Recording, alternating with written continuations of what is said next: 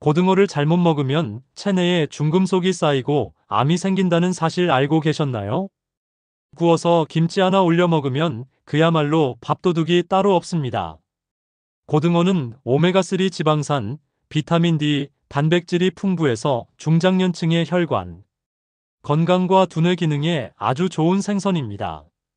등푸른 생선의 대표주자답게 건강식으로 늘 추천되곤 하죠. 하지만 여기엔 치명적인 함정이 숨어 있습니다. 어떻게 보관하고, 어떻게 조리하고, 어떤 상태의 고등어를 먹느냐에 따라 이 맛있는 생선이 암을 유발하는 발암식품이 될 수도 있다는 사실. 오늘 영상에서는 고등어를 어떻게 먹어야 내 몸에 도움이 되고 어떻게 먹으면 오히려 독이 되는지를 소개해 드릴게요. 뿐만 아니라 고등어를 건강하게 활용하는 방법부터 맛있는 레시피 비법까지 알려드릴게요. 아직 구독 안 하신 분들 계실까요? 아래 구독과 좋아요를 먼저 꾹 눌러주세요. 주변의 소중한 분들께 공유도 해주시고 건강 채널 TV도 많이 소개 부탁드립니다. 건강을 지키는 데 있어서 음식이 차지하는 비중은 생각보다 훨씬 더 큽니다. 특히 50대 이후에는 음식이 바로 약이 되기도 하고 독이 되기도 하는데요. 그 대표적인 예가 바로 고등어입니다. 고등어의 효능을 좀 더 깊이 들어가 볼까요? 고등어는 불포화 지방산인 오메가3가 풍부하게 들어있는 대표적인 등푸른 생선입니다. 오메가3는 심혈관 건강을 지켜주고 혈액순환을 원활하게 해주며 염증을 억제하는 데 탁월한 효과가 있습니다. 또한 뇌 건강에도 긍정적인 영향을 주기 때문에 치매 예방에도 도움을 준다고 알려져 있죠. 그래서 중년 이후 특히 혈압이나 콜레스테롤, 혈당 등에 민감한 분들에게는 고등어가 정말 좋은 식재료로 소개됩니다. 게다가 단백질 함량도 높아서 근육 유지에도 좋고 비타민 D, 셀레늄, 철분, 비타민 B12 같은 영양소들도 풍부해서 영양 밀도가 굉장히 높은 식품입니다.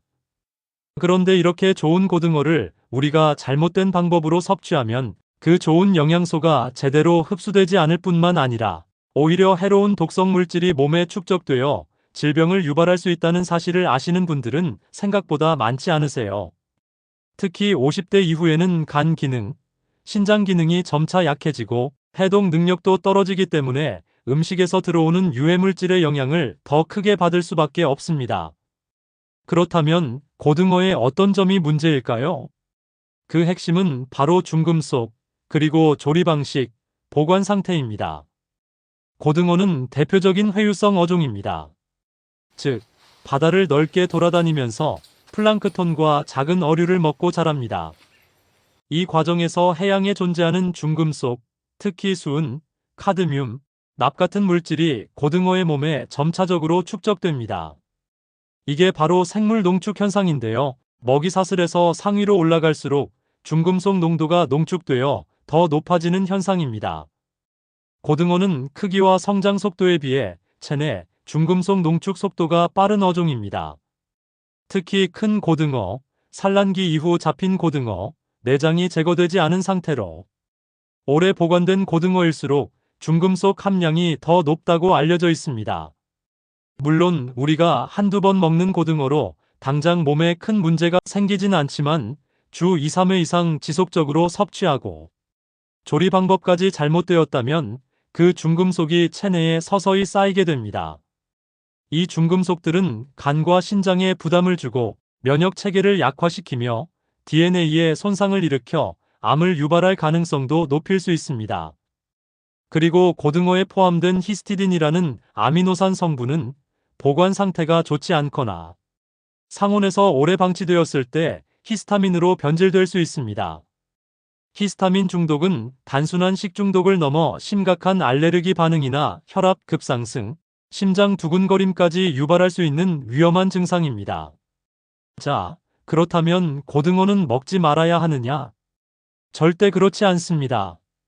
고등어는 여전히 아주 훌륭한 건강식입니다. 하지만 어떻게 고등어를 먹는지가 훨씬 더 중요하다는 말씀을 드리고 싶은 겁니다. 첫째로 고등어를 선택할 때에는 되도록 작은 크기의 고등어, 잡은지 오래되지 않은 신선한 고등어를 선택하는 것이 좋습니다. 특히 노르웨이산 냉동 고등어의 경우 유통 과정에서 어떤 방식으로 급속 냉동되었는지 산패 여부는 없는지를 반드시 확인해야 합니다. 냄새가 너무 강하거나 기름기가 과하게 많은 고등어는 이미 산화가 진행되었을 가능성이 높기 때문에 피하시는 게 좋습니다. 둘째로는 내장을 반드시 제거하고 보관해야 한다는 것입니다. 고등어의 내장 부위는 가장 먼저 상하기 시작하고 중금속이 축적되기 쉬운 부위입니다. 잡자마자 내장을 제거하고 흐르는 물에 깨끗이 씻어 급속 냉동한 고등어는 안전한 편에 속합니다.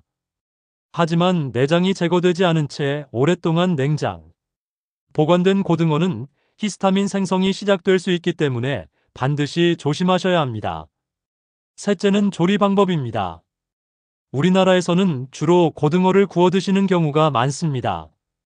그런데 이 직화구이, 특히 센 불에 기름 없이 구우면 고온에서 지방이 타면서 발암물질인 벤조피렌이 생성됩니다.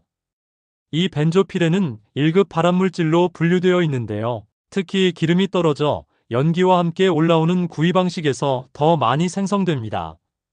그렇기 때문에 고등어는 구워 드실 경우 반드시 호일이나 팬을 사용한 저온 조리 또는 에어프라이어를 활용하는 것이 더 안전한 방법입니다. 또한 된장이나 간장, 마늘, 생강 등과 함께 조림으로 드시는 것도 좋은 방법입니다. 이런 양념들은 고등어의 비린내를 잡아줄 뿐 아니라 항산화 작용, 해독 작용까지 있어 고등어 속의 유해 성분을 일부 중화해주는 역할을 할 수 있습니다. 특히 된장 속의 페놀 화합물이나 마늘의 알리신은 고등어 속 중금속 배출에 도움을 준다는 연구 결과도 있습니다. 마지막으로 중요한 건 바로 오메가3의 흡수 방식입니다. 많은 분들이 고등어를 먹기만 하면 오메가3가 잘 흡수될 거라고 생각하시지만 조리 과정에서 지방이 과하게 빠져나가면 오히려 영양 흡수율이 떨어질 수 있습니다. 따라서 오메가3를 온전히 섭취하려면 기름이 너무 많이 빠지지 않는 조리법으로 찜, 조림, 약불 팬구이가 더 적절하다는 말씀을 드리고 싶습니다. 그리고 고등어를 드신 날은 녹황색 채소, 예를 들어 시금치나 케일, 브로콜리 등을 곁들여 드시면 중금속 배출에 도움이 됩니다. 이런 채소들은 섬유질이 풍부하고 해독 작용을 하는 엽록소를 포함하고 있기 때문입니다. 또한 물을 충분히 마셔서 체외로 빠르게 배출시켜주는 것도 좋은 방법입니다. 여러분, 건강한 식사는 단순히 좋은 음식을 먹는 것에서 끝나는 게 아닙니다. 그 음식을 어떻게, 어떤 상태로, 어떤 방식으로 조리해서, 어떤 상황에서 먹는가가 훨씬 더 중요합니다. 그렇다면 고등어를 어떻게 먹어야 오메가3 흡수를 극대화하고 중금속 위험을 줄일 수 있을까요? 제가 오늘 추천드릴 첫 번째 조합은 고등어와 레몬입니다.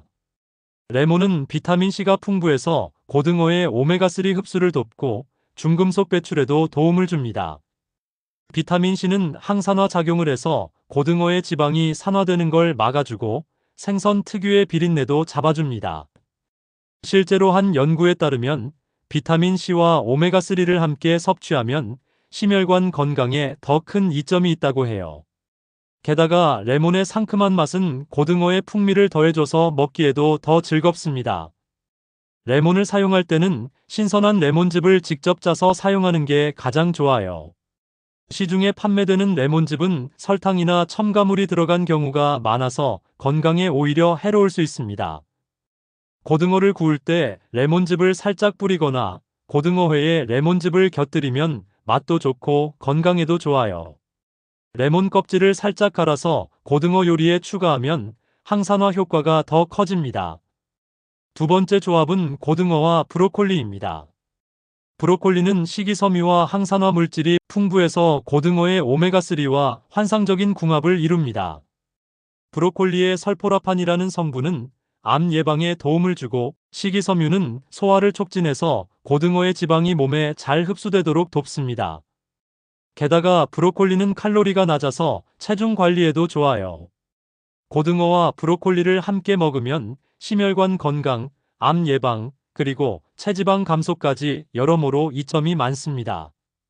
저는 고등어를 구울 때 브로콜리를 살짝 찐 뒤 같이 곁들여 먹는데 색감도 예쁘고 영양 밸런스도 완벽해요.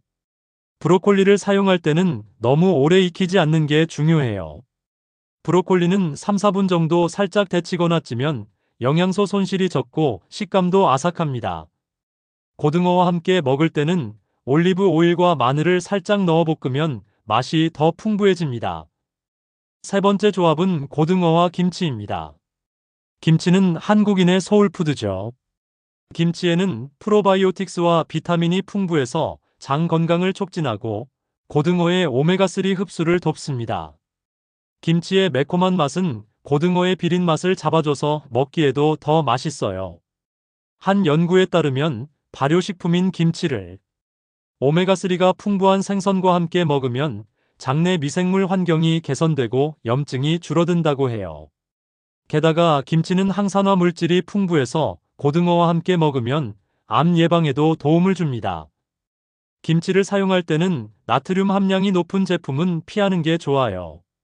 저염 김치를 선택하거나 집에서 직접 담근 김치를 사용하면 더 건강하게 즐길 수 있습니다. 고등어 조림이나 구이에 김치를 곁들이면 밥 한 공기가 뚝딱 사라질 정도로 맛있죠. 이제 고등어를 생활에 적용할 때 도움이 될 만한 팁 몇 가지를 드릴게요. 첫째, 고등어를 구매할 때는 신선한지 꼭 확인하세요. 마트에서 냉동 고등어를 사는 것도 좋은 대안인데, 냉동 고등어는 신선도를 유지하면서 중금속 함량도 낮은 편이에요. 둘째, 고등어를 조리할 때는 껍질을 벗기지 마세요. 고등어 껍질에는 오메가3와 항산화 물질이 풍부하게 들어있어요. 셋째, 고등어를 먹기 전에 뼈를 발라내는 게 귀찮다면 통조림 고등어를 활용해 보세요. 통조림 고등어는 뼈가 부드럽고 조리도 간편해요. 단, 저염 제품을 선택하세요. 넷째, 고등어를 먹을 때는 채소와 함께 먹는 걸 추천드립니다. 채소는 고등어의 영양소 흡수를 돕고 소화도 촉진해 줍니다. 여러분이 궁금해하실 만한 질문 하나를 미리 답변해 볼게요. 바로 고등어는 매일 먹어도 괜찮을까? 라는 질문입니다. 결론부터 말씀드리면 매일은 피하는 게 좋아요. 고등어는 영양가가 높지만 중금속 축적을 고려해 일주일에 두세 번, 한 번에 100에서 150g 정도 먹는 게 적당합니다. 꾸준히 먹으면 심혈관 건강, 뇌 건강, 뼈 건강에 큰 도움이 되지만 과다 섭취는 오히려 부담이 될 수 있어요. 다양한 생선, 예를 들어 정어리나 멸치와 번갈아 먹으면 영양 밸런스도 더 좋아집니다. 여기까지 고등어의 효능, 잘못 먹으면 안 되는 방법, 그리고 최고의 조합과 레시피를 알려드렸는데요.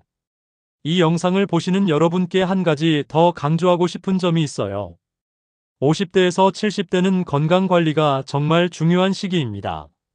심장병, 고혈압, 치매 같은 만성질환을 예방하려면 식단이 핵심이에요. 고등어는 그런 면에서 비용 대비 효과가 높은 식품이에요. 오늘 제가 알려드린 조합과 레시피를 따라 하시면 오메가3를 듬뿍 흡수하고 암 예방에도 도움을 받으실 거예요. 게다가 고등어는 비교적 저렴하고 어디서나 구할 수 있어서 누구나 쉽게 시작할 수 있습니다. 마지막으로 이 영상이 도움이 되셨다면 좋아요 버튼과 구독 버튼 꼭 눌러주세요. 다음 영상에서는 또 어떤 건강 비법을 가져올지 기대해 주시고요. 그럼 여러분 건강한 하루 보내시고 다음에 또 만나요. 감사합니다.